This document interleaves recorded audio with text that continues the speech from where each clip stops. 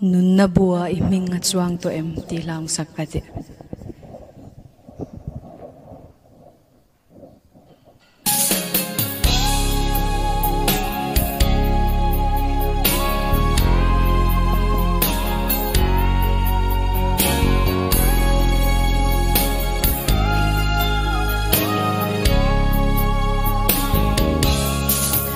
Lal chút lên var chunga lal isuan ro arel don ama ata leile van antan bovanga le khabutele nun nabu an hong anga nang nun nabua iming at suang to em apek ro buyang kevanga thisena tan te ming zong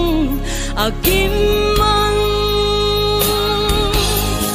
sayon at suan tan tenen ro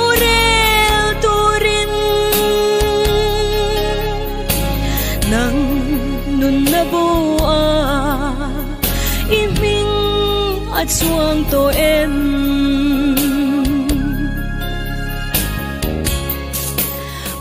do blow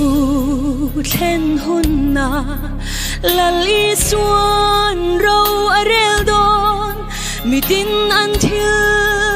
ti ang zel arel sakturin le khabuzia le nun nabu an hong anga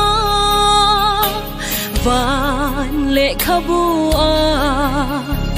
iming at suang to em apek ro buyang kevanga thisena tan te ming zong akim mang sayon at suan tan tenen ro rel turin nang nun nabua iming at suang to em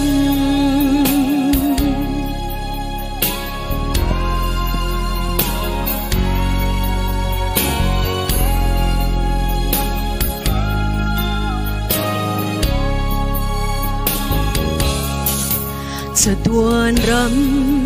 boya chuan lal isuan ro arel don mi fel te ma chandam sha chawan ni si chuan nol tu mi swal te top na chu eng tak ni mo nang nun nabua iming at suang to em apek ro buyang kevanga thisena tan te ming zong akim mang sayon at suan tan tenen ro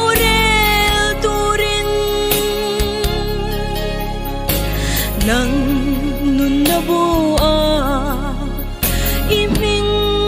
at suang to em